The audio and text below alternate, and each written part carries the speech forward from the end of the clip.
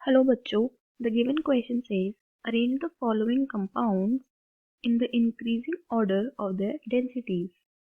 तो हमें इन compounds को increasing order में बताना है according to their densities. अब density का फॉर्मूला क्या होता है देखो, density equals to mass divided by volume.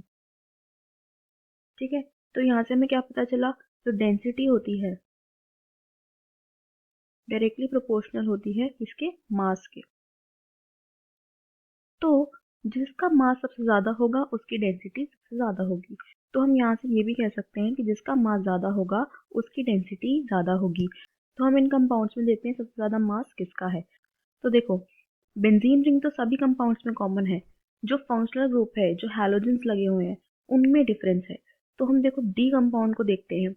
यहाँ पे देखो फ्लोरीन, क्लोरीन, ब्रोमीन, आयोडीन, ऐसे होते हैं हमारे हैलोजेंस। तो जैसे हम नीचे जाते हैं डाउन द ग्रुप, साइज बढ़ता है तो इनका मास भी बढ़ता है।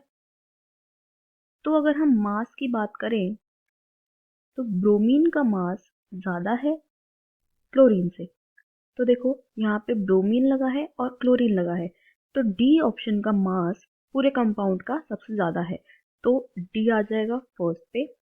इसके बाद देखो बी और सी में देखते हैं। सी में हमारे पास 2 क्लोरीन एटम्स हैं और बी में सिर्फ एक ही है, तो 2 क्लोरीन एटम्स होने की वजह से सी का मास बी से ज़्यादा हो गया।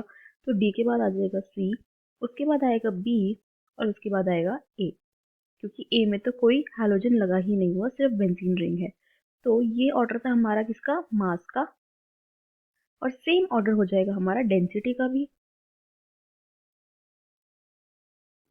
क्योंकि डेंसिटी मास के डायरेक्टली प्रोपोर्शनल होती है। तो ऑप्शंस में देखते हैं, सबसे ज़्यादा होगा डी, उसके बाद आएगा सी, उसके बाद बी एंड देन ए। तो option 1 is the correct answer. I hope you understood the solution. Thank you.